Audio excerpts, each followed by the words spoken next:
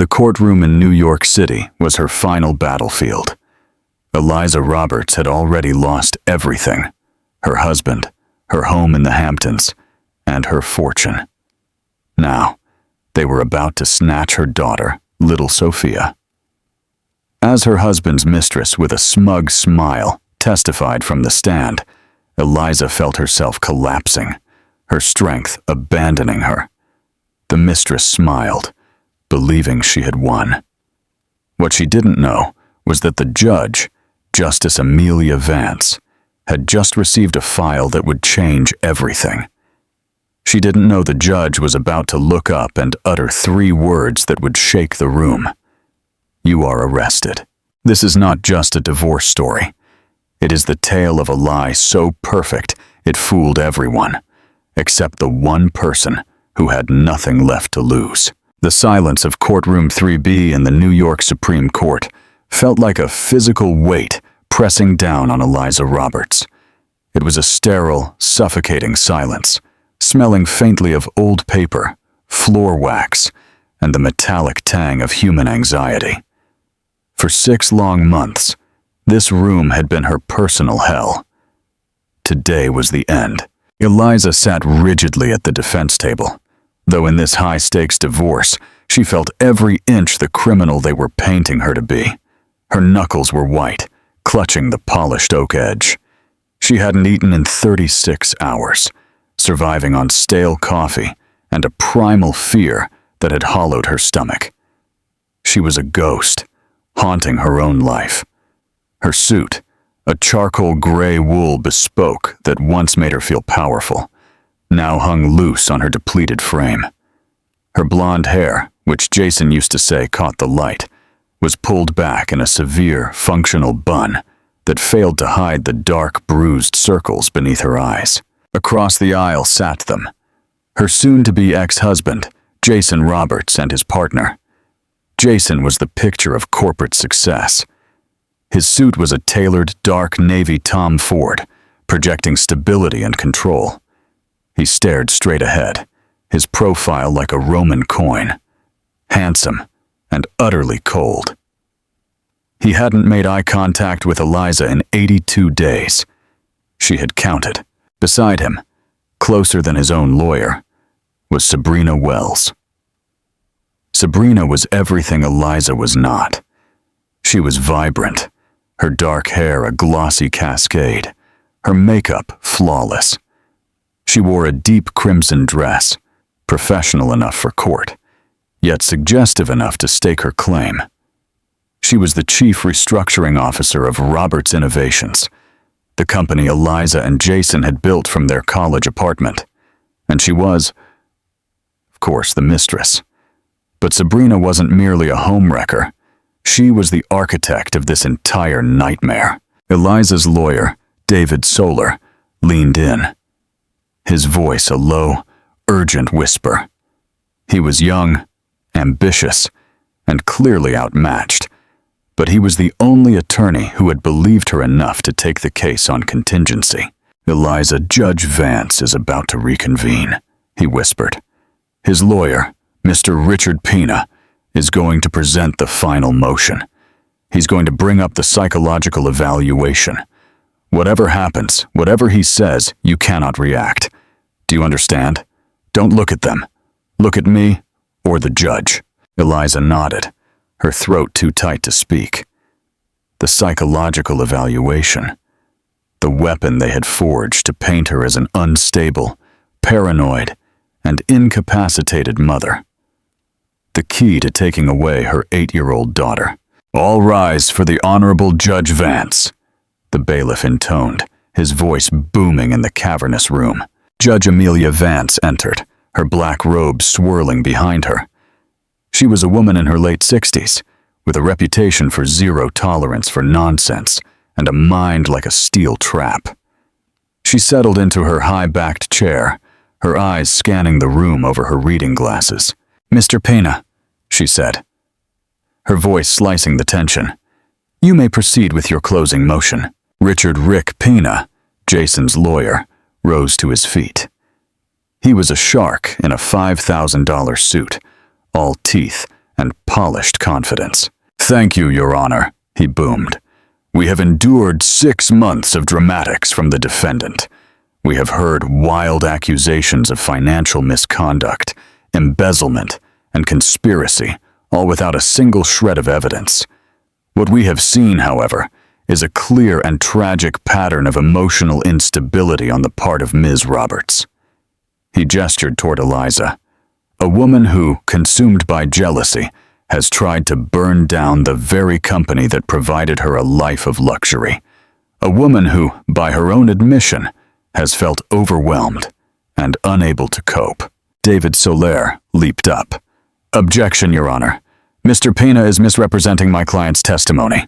It's closing argument, Mr. Soler. He is permitted some latitude." "Be seated," Judge Vance said, not unkindly, but firmly. Pena smiled. "The facts are simple. Mr. Roberts, with the help of the brilliant Ms. Wells, saved Roberts Innovations from financial ruin caused by Ms. Roberts's reckless and emotional mismanagement." He paused, picking up a bound document from his table. "But this is no longer just about money, Your Honor. This is about a child's welfare. We submit this, Dr. Alastair Suarez's psychological evaluation." He added with a sneer, "No relation to counsel, which concludes that Eliza Roberts currently suffers from, and I quote, paranoid personality disorder and severe emotional lability, posing a potential risk to the well-being of her minor daughter." The words hit Eliza like a physical blow. "He lies! He lies!" She could feel the blood drain from her face.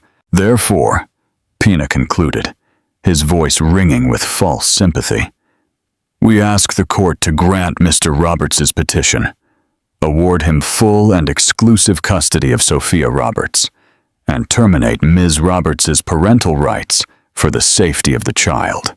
A faint gasp escaped Eliza's lips. Terminate. They weren't just asking for custody, they were trying to erase her. She looked across the aisle.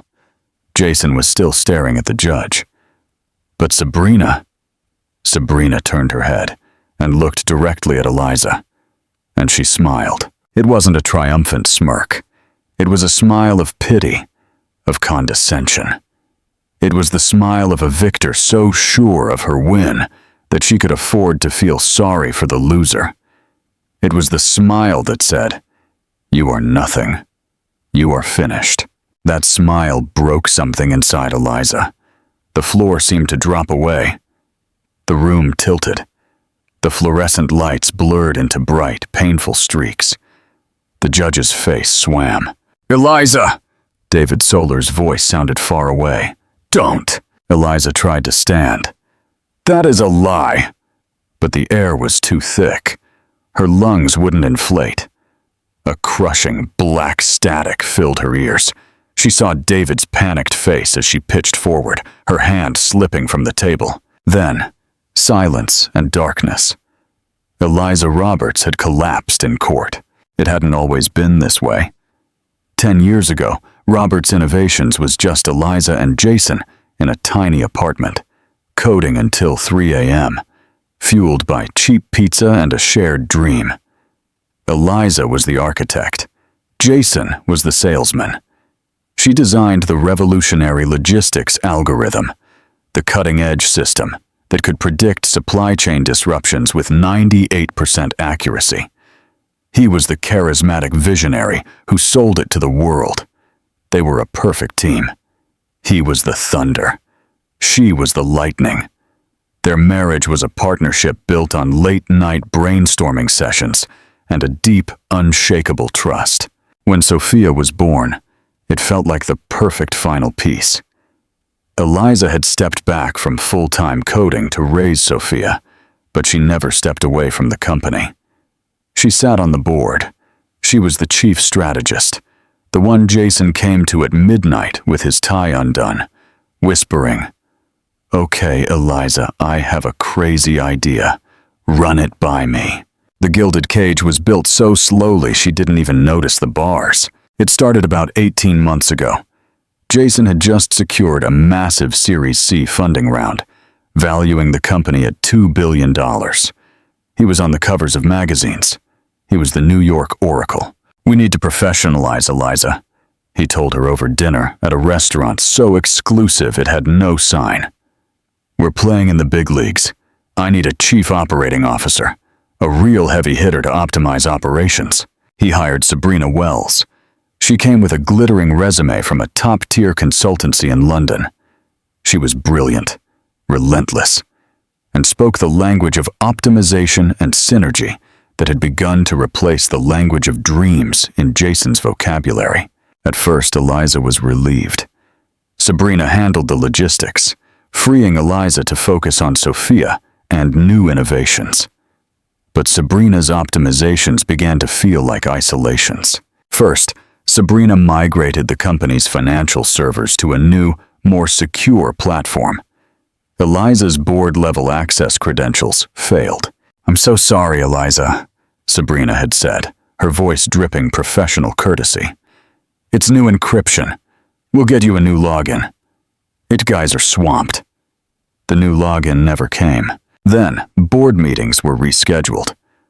"A conflict with the new investors, Eliza. Just a quick sync-up. We'll send you the minutes," Jason would say, already halfway out the door. The minutes became vague, sanitized summaries. Eliza, busy with Sophia's school play and a new charity project, let it slide. She trusted her husband. The idea that he would intentionally lock her out of her own life was so monstrous her mind simply refused to entertain it. The betrayal, when it came, wasn't a quiet discovery. It was an explosion. Eliza had been planning a surprise 40th birthday trip for Jason to Tuscany. She used their family credit card, the one they'd had for 15 years, to book the villa. Declined. She frowned. Tried again. Declined. She called the bank. A polite, nervous young man put her on hold for 10 minutes. "I'm so sorry, Mrs. Roberts," he finally stammered. "This account was closed 3 months ago. The primary account holder, Mr. Roberts, consolidated the funds." Consolidated into what? "I can't disclose that, ma'am. You are no longer listed as an authorized user on any of Mr. Roberts' accounts." The cold dread began then. She drove to the office, a sleek glass tower downtown. Her access card, which used to open the executive elevator, beeped red. Access denied. She had to go to the front desk like a visitor. "Eliza Roberts to see Jason Roberts." The receptionist, a young woman Eliza herself had hired, looked up with deep pity. "I'm so sorry, Mrs. Roberts. Mr. Roberts is in a meeting. Ms. Wells is his new executive assistant and handles all his scheduling. I can see if she's free." Eliza didn't wait. She strode past the security turnstile, setting off an alarm, and rushed into the executive elevator, punching in her old code. Miraculously, it worked. The doors opened on the 40th floor. The plush gray carpeting, the modern art she had chosen, all looked foreign. Sabrina's new corner office, which used to be the Innovation Lounge, was right next to Jason's. And through the frosted glass wall of Jason's office, she saw them. They weren't kissing. It was almost worse. Sabrina was standing behind Jason, who sat at his desk. Her hands were on his shoulders, massaging them. As she leaned over, her chin hooked over his shoulder, her crimson-nailed finger pointing at something on his monitor. They were a unit, intimate, connected, a closed circle. Eliza stumbled backward. The sound must have alerted them. The door opened. Jason looked at her, his face annoyed, not guilty. "Eliza, what are you doing? You set off the alarm." "My card didn't work," she whispered the words, sounding stupid. "The bank. They said my accounts are closed." Jason sighed, an exasperated sound she had come to dread. "Eliza, this is not the time. We are in the middle of a major deal." "Who is she?" Eliza asked, looking past him at Sabrina, who was now standing, arms crossed, the picture of calm authority. "She is my chief operating officer, Eliza. As you well know," Jason said, stepping out into the hallway, closing the door behind him. And you, Eliza couldn't say the word. Jason's face hardened. The annoyed husband was gone, replaced by the CEO. Sabrina has been instrumental in protecting this company from your emotional, impulsive decisions. The spending was out of control, Eliza. The charity project, the Tuscany trip. We're trying to run a business. My spending. It's our money, Jason. My algorithm. The algorithm, he said. And this was the killing blow. Was a college project. The company is a multi-billion-dollar entity that I, and now Sabrina, manage. You are a board member, not a manager. I'm your wife. His eyes were flat, dead. The lawyers will be in touch, Eliza. They'll serve you at home. I think it's best if you stay at the Palace Hotel for a few days. You're divorcing me? I'm protecting the assets, he said. And Sabrina? She choked out. Sabrina will stay with me. The house is a stable environment. You are clearly overwhelmed. He turned and went back into his office, the door shutting with terrifying finality. That was 6 months ago. Since then, it had been a systematic demolition. The house was a marital asset, but Jason's lawyers argued it was also collateral for a business loan, and it was seized. Eliza was forced into a small rental apartment. They presented evidence of her mismanagement, the charity donation, which Jason had co-signed, the canceled Tuscany trip, her extravagant grocery bills. Everything was twisted, recontextualized. Simultaneously, Sabrina published a glossy Forbes article about how Roberts Innovations was saved by strategic restructuring, positioning herself as the company's savior, and implicitly, Eliza as the liability. Eliza was left with nothing but a young lawyer on contingency and the deep, burning conviction that she was being robbed. But the worst was the psychological evaluation. Jason's team had requested it, citing her erratic behavior, bursting into the office, and delusions, claiming Sabrina was stealing from her. The court-appointed psychiatrist, Dr. Alistair Suarez, had a 20-minute session with her. His report was a work of fiction, thick with diagnostic buzzwords. Paranoid, unstable, lability. Eliza knew with sickening certainty that he had been paid off, but she couldn't prove it. And now, lying on a cold tile floor in a courtroom anteroom, with a paramedic shining a light in her eyes, Eliza knew she had lost. The collapse was the final nail in her coffin. It was the proof they needed. She was the unstable woman. They said she was. She had lost. Sabrina had won. To understand the victory, you had to understand Sabrina's performance. It had happened 2 days before the collapse, and it was the masterpiece that sealed Eliza's fate. Sabrina Wells took the stand like an actress stepping onto a stage. She swore in with a clear, calm voice. She wore a modest navy blue turtleneck blouse. She was the picture of professional competence. Richard Pena, Jason's lawyer, handled her direct examination in a soft, paternal tone.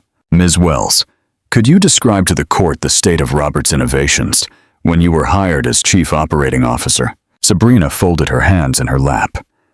It was chaos, her voice tinged with professional regret. Jason, Mr. Roberts, is a creative genius, but the administrative side of the company was a wreck. There was no accountability, no clear profit and loss tracking. Spending was emotional, not strategic. Emotional spending? Can you give us an example? Certainly. Ms. Roberts, in her board capacity, initiated a $5 million donation to an unverified children's art charity. A wonderful gesture, of course. She smiled warmly. But it was not budgeted, and it nearly caused a breach of one of our covenants with our investors.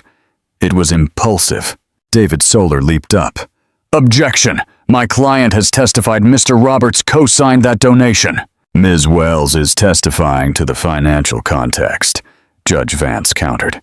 Continue, Ms. Wells. Thank you, Your Honor. Sabrina turned to the judge, an image of earnest honesty. My job was to stop the bleeding. I had to make hard decisions. This, unfortunately, created friction with Ms. Roberts, who was accustomed to, well, operating without oversight. Pina paced. Ms. Wells, you've heard Ms. Roberts' accusations, that you iced her out, that you locked her out of company finances. How do you respond to that? Sabrina looked genuinely wounded. It breaks my heart, truly. Her voice dropped. I deeply admire Eliza. She's the mother of Jason's child. But she was struggling. When we migrated to the new secure server, a non-negotiable requirement of our new investors, she seemed to see it as a personal attack. She refused to complete the security protocols. She would forget her passwords. Then she would accuse the IT department of gaslighting her. Eliza, sitting at her table, felt a surge of rage.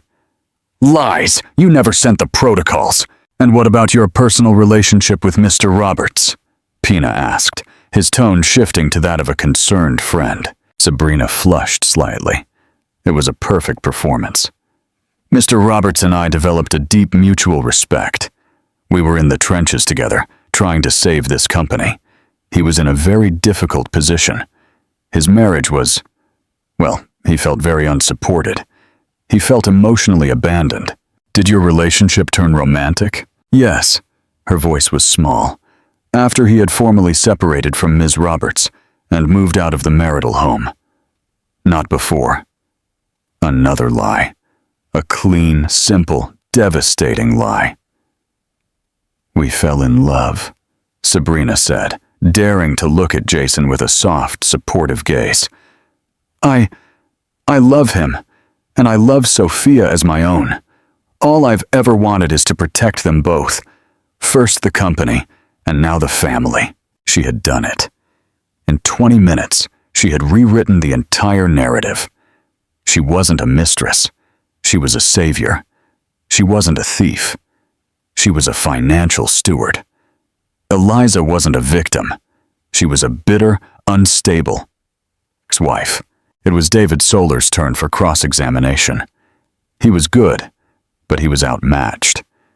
He was trying to fight a tank with a slingshot. Ms. Wells, isn't it true that within 6 weeks of your hiring, you had drafted documents to create 3 new offshore shell corporations in the Cayman Islands? David asked, his voice sharp. Yes, that's correct, Sabrina answered smoothly. For tax optimization, and to hold international intellectual property rights, it's a basic financial principle for a multinational corporation. And isn't it true that you are the sole signatory on those accounts? As Chief Restructuring Officer, yes. That is my fiduciary duty. All accounts are, of course, fully audited and transparent to Mr. Roberts and our board, but not transparent to Ms. Roberts, another board member. As I testified, Sabrina said, her tone patient, as if speaking to a child. Ms. Roberts had unfortunately failed to complete the security protocols for accessing the new portal. It is a tragedy of timing. David paced, frustrated. He knew she was lying. He just couldn't prove it. Ms. Wells, he said, changing tack. What exactly is your background? Your resume states you were with HS Capital in New York from 2010 to 2020. We can find no record of this firm. Pina stood up. Objection. Harassment. Counsel is on a fishing expedition. I'll allow it, Judge Vance said, leaning forward slightly. Answer the question, Ms. Wells. Sabrina didn't blink. HS Capital was a private family fund, Your Honor. It was not publicly registered. We managed the Van Kregen estate assets. After Mr. Van Kregen passed away, the fund was dissolved. It's all perfectly normal. She had an answer for everything. Every door David tried to open, Sabrina had already closed and barricaded. He pressed on for another hour, trying to find flaws in her story about the server migration, about the wire transfers she had authorized, about the timeline of her romance with Jason. But she was flawless. She was a fortress of polished, reasonable, corporate lies. When she finally stepped down from the stand, Eliza felt the case crumble. Sabrina had inoculated herself. She had presented a narrative so compelling and so airtight that Eliza's own story now seemed, even to Eliza herself, like the ravings of a paranoid woman. That night, Eliza's visit with Sophia was supervised. A stern-faced social worker sat in her small rental apartment, taking notes as Eliza read Goodnight Moon. When Sophia cried, "I want to go home, Mommy," Eliza had to choke back her own sobs. "We will, sweetie," she had promised, her voice cracking. "We will." But as she sat in court 2 days later, listening to Pena read the unfit mother evaluation, she knew that promise was a lie. She knew Sabrina's performance had cost her everything. When Eliza came to, the first thing she felt was the cold floor. The second was a deep, crushing shame. "She's conscious," a gruff voice said. A paramedic was kneeling over her. "Eliza, can you hear me?" It was David Solar. His face was pale, his tie undone. "You passed out? We're in the anteroom." I... Eliza tried to sit up, but the paramedic gently pushed her down. "Stay down a moment, ma'am. Your blood pressure is spiking." "What happened?" Eliza whispered, shame burning her throat. "What did the judge say?" "She called a 30-minute recess," David said, his voice tight with an emotion she couldn't identify. "She smiled?" Eliza whispered, tears welling. "David, she smiled as I went down. She won. She saw me collapse, and she knew she had won." "Eliza, I need you to listen to me," David said, grabbing her hand. It vibrated with a frantic new energy. "I need you to sit up. The paramedic will give you water and a glucose tablet. I need you to get some color back in your face. I need you to walk back into that courtroom." "Why? I've lost. She's too good." "No." David locked his eyes on hers. "She's not good. She's careless. And she's arrogant." "What are you talking about? She's flawless." David shook his head. A wild, almost frightening smile spread across his face. "She was until this morning. While Pena was doing his victory lap, I got a message. My private investigator finally cracked it." Eliza stared at him, confused. "Private investigator?" "David, you can't afford a private investigator." "I can't," he nodded. "But my old college roommate, Javier Cortez, is one of the top forensic accountants in the region. He owed me a huge favor. He's been working this pro bono for 2 weeks, ever since Sabrina's testimony about HS Capital and the Van Cregan estate." And, David said, pulling out his phone. "The Van Cregan estate doesn't exist. Never did." He ran a deep search on her. "Sabrina Wells is an identity that has only existed for 5 years. He turned the phone screen toward Eliza. On it was a grainy 5-year-old mugshot from Miami. The woman had mousy brown hair and a different nose, but the eyes were the same. "Meet Sarah Jimenez," David said. "Wanted in Miami for swindling a tech CEO. Wanted in San Francisco for a similar scam. She's not just having affairs, Eliza. She's a professional. She targets self-made tech founders. She ingratiates herself as a financial expert. She sets up offshore shell companies. And then, over a 12 to 18-month period, she bleeds them dry. She never helped Jason hide the money from you. She was stealing it from both of you." Eliza's mind, sluggish from the collapse, struggled to catch up. "Stealing? From Jason too?" "Yes. He was just the mark. You were just the obstacle." Javier Cortez tracked those standard Cayman tax haven accounts. They don't just hold the intellectual property of Robert's innovations. Over the past 6 months, Sabrina, or Sarah, has been diverting millions. Small transfers at first, disguised as consulting fees, server maintenance, investment services. But in the last 48 hours, after her testimony, she started liquidating. She's been wiring everything out. She was planning to flee the country tonight. "Oh my God," Eliza whispered. "Javier found the flight." David's voice rose. "A one-way ticket to Zurich, booked in the name of Sarah Jimenez. He got the flight manifest. He got the wire transfers. He got everything." But Jason authorized her, Eliza said. He gave signature authority to Sabrina Wells on the business accounts, David explained, speaking faster now. He thought she was just moving money to protect it from you in the divorce. He had no idea she was moving it out of those accounts into new ones under her real name. He was her cover. He was so blinded by his own greed and his affair that he made his mistress the sole executor of his own financial ruin. The paramedic finished checking her vitals and looked at David. Sir, she needs rest. You should take her to the hospital for observation. No, Eliza said, her voice raspy, but with a new steel in it. She swung her legs off the side of the bench and seat up. The room spun for a second. Then it steadied. The shame was gone, replaced by a cold, sharp, righteous fury. She had built that company. That money was her daughter's future. And this waterside was trying to steal it. David, Eliza said, taking the water bottle from him and drinking half of it. Did Javier send this to the police? He sent it to me, the district attorney's office and the U.S. Marshals, David said. The DA has been trying to get an emergency arrest warrant for her, but it's been tied up with a magistrate. They were worried she'd bolt if we made a move. She's in the courtroom, Eliza said, standing up, her legs shaky but firm. She thinks she's won. She's not going anywhere until the judge gives her my daughter. David looked at his watch. Recess ends in 5 minutes. Good, Eliza said.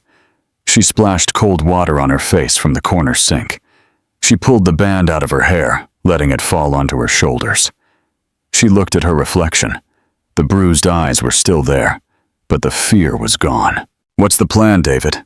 The investigator from the DA's office is outside. He just arrived. He'll pass me the file as we walk in. I'm going to present it as new evidence of criminal fraud and perjury that directly impacts the disposition of marital assets and the welfare of the child. Will Judge Vance allow it? She is very strict on truth, David said. She is not going to allow a witness to commit perjury in her courtroom and then hand that same witness a child. Eliza took a deep breath. Okay, let's go. As she pushed the door open to go back into the courtroom, she felt a strange, cold calm. It wasn't over. She had collapsed, and the mistress had smiled. But the third act was just beginning. The walk back into courtroom 3B was the longest of Eliza's life. The whispers ceased as she entered. She saw Sabrina and Jason at their table. Sabrina leaned into Pina, whispering something, and they both shared a small, complacent laugh. Jason just looked annoyed, as if Eliza's medical emergency was a personal inconvenience, a delay in his day. Eliza and David took their seats. Eliza placed her hands on the table, forcing them to remain still. She looked at no one. She only looked at the wooden seal of the state of New York on the wall behind the judge's bench. All rise. Judge Vance re-entered. She looked tired, and her gaze upon Eliza was sharp. Ms. Roberts, are you medically fit to proceed? Yes, Your Honor, Eliza said. Her voice was clear. It didn't shake. Across the aisle, Sabrina's eyebrows raised in surprise. She had expected tears, hysteria. She had not expected this quiet, cold composure. Very well, the judge said. Mr. Pena has concluded his motion. Mr. Soler, do you have any response before I dictate judgment? Yes, Your Honor, David said. Rising. He held a thin manila folder. It had been handed to him by a man in a rumpled suit who had been waiting outside the door. Your Honor, David said, in the last 30 minutes, we have received new material evidence. Evidence that this entire proceeding is predicated on a campaign of pathological fraud and perjury. Pena shot to his feet. Objection! Grandstanding! This is a desperate last-minute stunt. Any evidence he has is inadmissible. Discovery is closed. Normally, I would agree, Miss Pena, Judge Vance said, narrowing her eyes. But pathological fraud, is a very strong accusation, Mr. Solar. This had better not be a waste of the court's time." "It is not, Your Honor," David said. He placed the folder on the bailiff's desk. "This evidence demonstrates that the witness, Ms. Sabrina Wells, has committed perjury on multiple occasions. It demonstrates that she is currently, at this moment, in the process of liquidating 100% of Roberts Innovations' assets into foreign accounts under a stolen identity. It demonstrates that she is in fact, a fugitive from justice named Sarah Jimenez." The silence in the room was absolute. Eliza watched them. Jason went rigid, his head snapping around to look at David. He looked confused, not angry. Sabrina. She went perfectly, terrifyingly still. Her smile was gone, frozen in place. She looked like a marble statue. "Mr. Pena," the judge said, her voice dangerously low. "Do you have any response to that?" Pena scoffed, but his bravado was faltering. "Your Honor, this is preposterous. Sarah Jimenez, stolen identity. This is the very paranoia that Dr. Suarez's evaluation warned about. Mr. Solar is defaming a respected financial professional." Sabrina leaned over and whispered furiously in Pena's ear. He nodded, his confidence returning. "Your Honor, my client, Ms. Wells, informs me this is a ridiculous slander. She is who she says she is. She has never heard of a Sarah Jimenez. It is a pathetic, desperate attempt to smear her reputation. Then she will have no objection." David countered smoothly to the judge. Judge Vance held out her hand. "Bailiff, bring me the file." She opened it. The courtroom watched as the judge, a woman famous for her impartiality, read. They couldn't see the documents, but they could see her face. Her eyebrows lifted. She donned her reading glasses, leaning closer. Her lips pressed into a thin white line. She read for 3 full minutes. When she finished, she squared the papers neatly and placed them on her desk. She didn't look at David. She didn't look at Eliza. She looked directly at Sabrina Wells. "Ms. Wells," the judge said, her voice like cracking ice.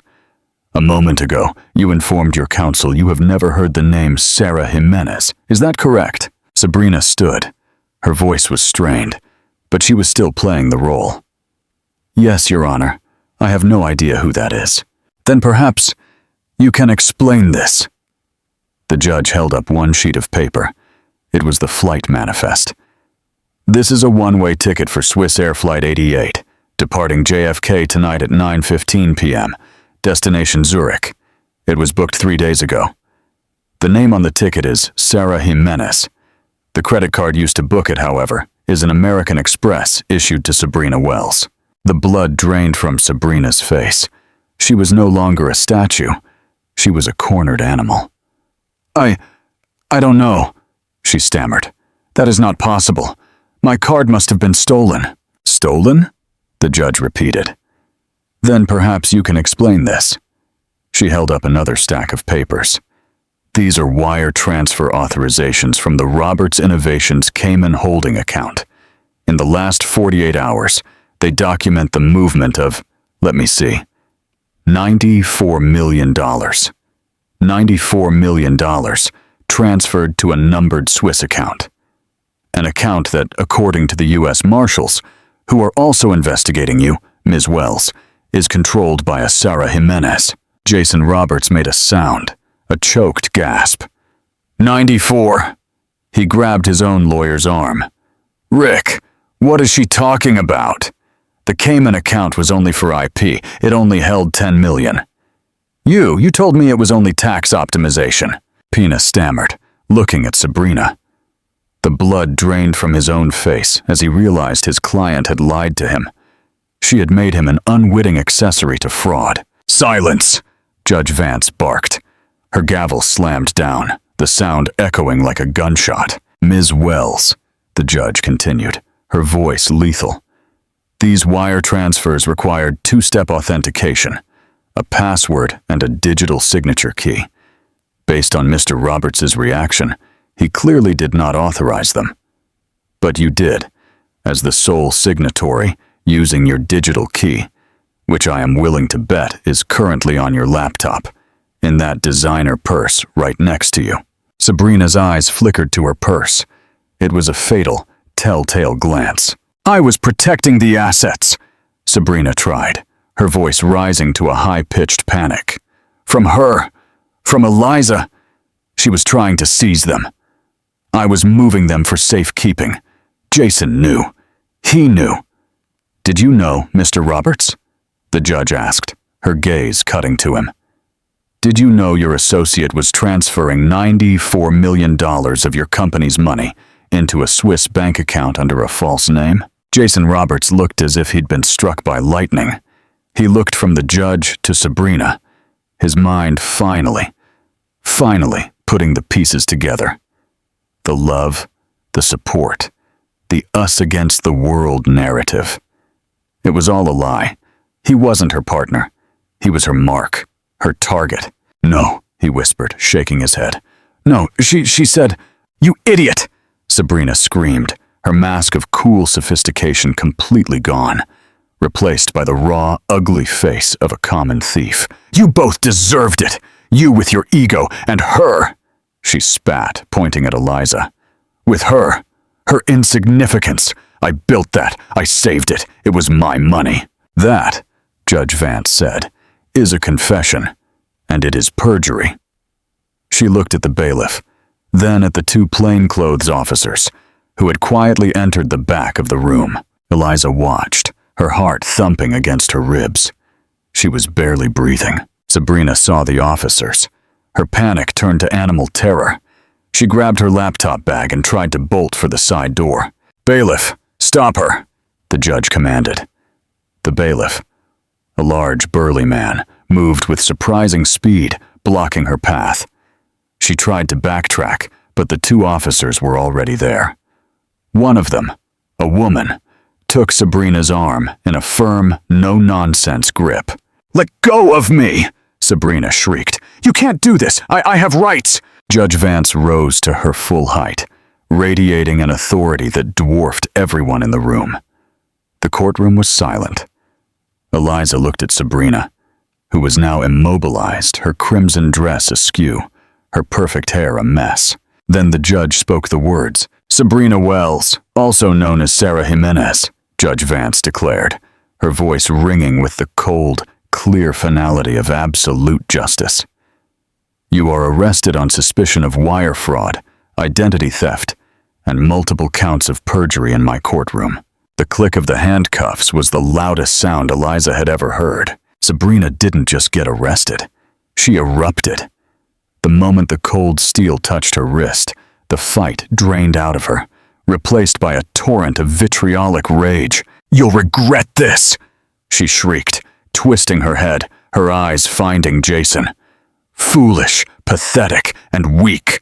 I did everything. I created you, and you... Her gaze flickered to Eliza. You think you've won. He will never love you. He's empty. You've won an empty, broken man. Ms. Wells, you have the right to remain silent. I strongly suggest you use it, the arresting officer said, pulling her firmly toward the exit. I'll be bankrupt by morning, she screeched, one last parting shot. I liquidated everything. You're both ruined. I still win. I win. And then she was gone, dragged through the side door, her screams echoing down the marble hallway until they were finally cut off by the heavy door slamming shut. The courtroom was left in a state of stunned, reverberating shock. Richard Pina, Jason's lawyer, had slumped into his chair. His face was ashen.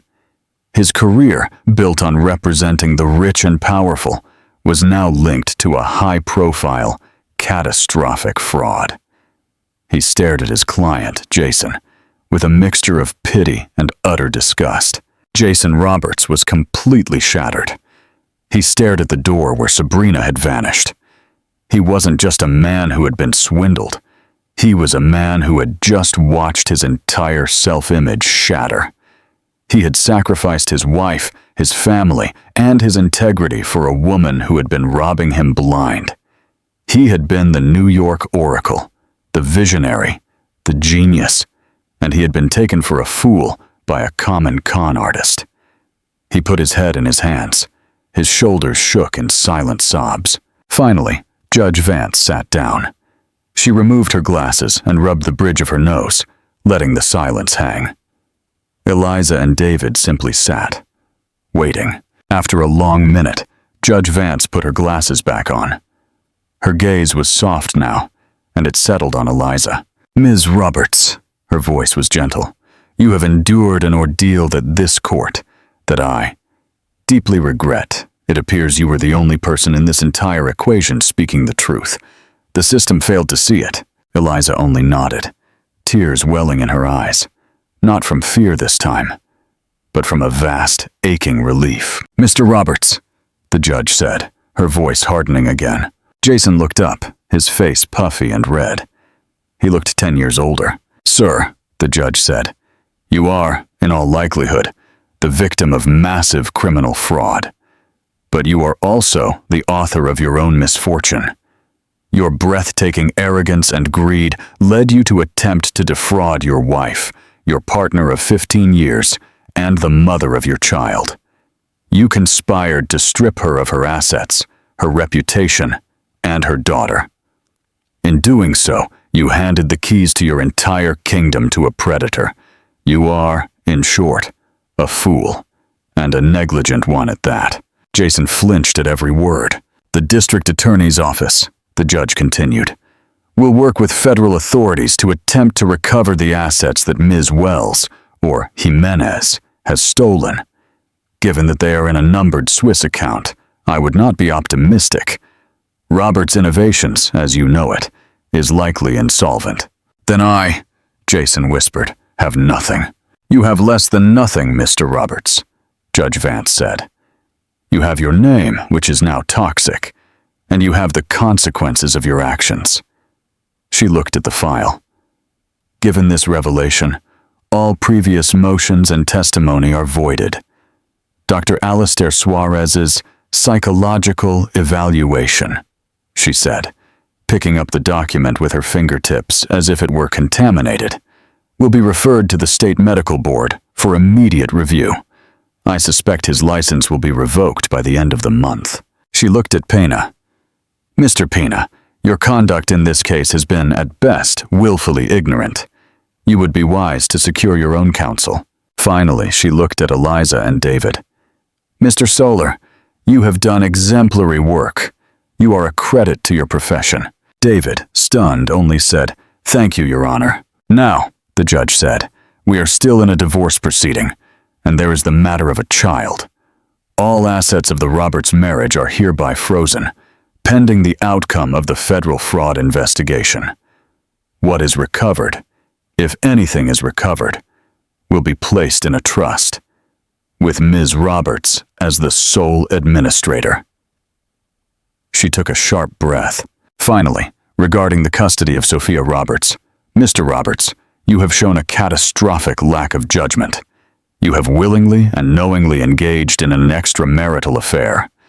You conspired to commit fraud against your spouse, and most damningly, you brought a dangerous criminal fugitive into your home and your daughter's life. You are, by any definition, an unfit parent." Jason's head snapped up. "No, please, she's my daughter. I love her." "Your love did not stop you from attempting to terminate her mother's rights based on fabricated evidence," Judge Vance said, her voice like iron. "You do not get to use your daughter as a shield now. Effective immediately, Eliza Roberts is awarded sole legal and physical custody of Sophia Roberts.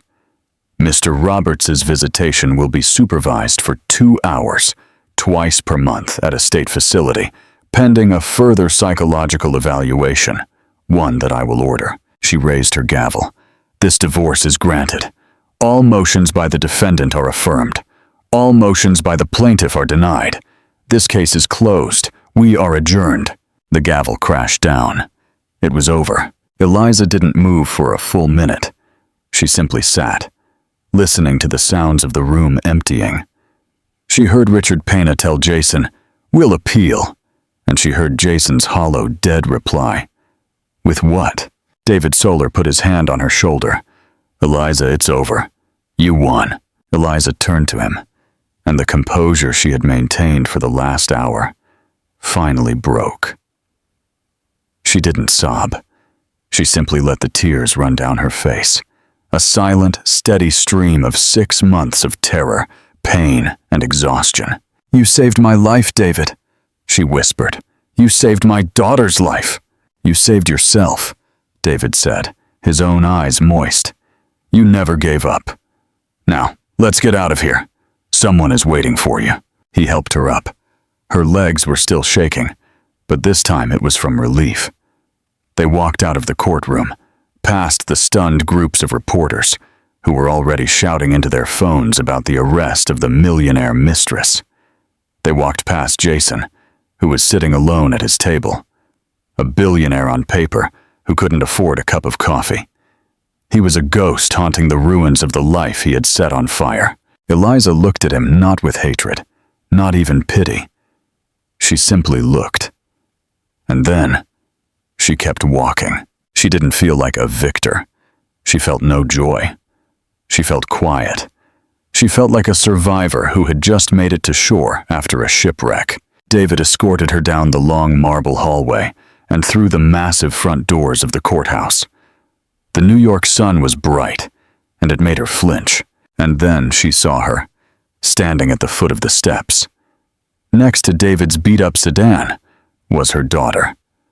David must have arranged for the social worker to bring her, anticipating a good outcome, though surely not this one. Sophia, her dark hair in braids, saw her. Her face, which had been anxious and small, exploded with light. "Mommy!" She broke into a run, charging up the steps. Eliza stumbled down to meet her, dropping to her knees on the hard stone. Sophia crashed into her chest. Her small arms wrapped around Eliza's neck, so tight it hurt. "Mommy, mommy, mommy," Sophia chanted, burying her face in Eliza's hair. Eliza held her, rocking her, her body shaking. "I've got you," Eliza whispered, her voice hoarse. "I've got you. It's over. We're safe. We're going home." She looked up at David, who was smiling, his face a map of pure exhaustion and pride. She had no money. She had no company. Her name was all over the news, tied to a scandal that would be talked about for years. She was starting over from scratch. But as she held her daughter in her arms, feeling the frantic, happy beat of Sophia's heart against hers, Eliza Roberts knew she had lost nothing of value. She had collapsed. The mistress had smiled. The judge had dictated justice. And Eliza had survived. She had her daughter. She had her name.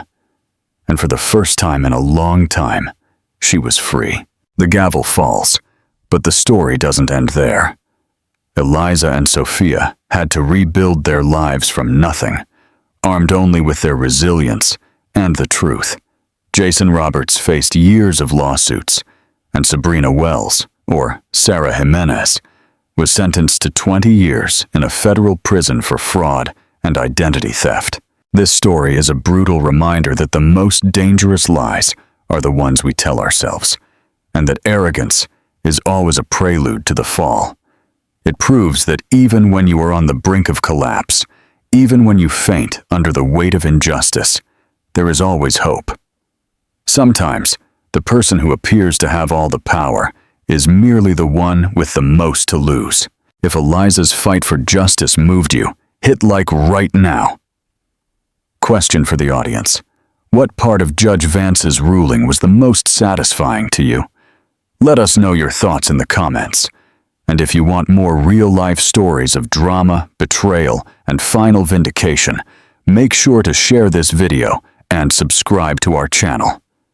You won't want to miss what we uncover next.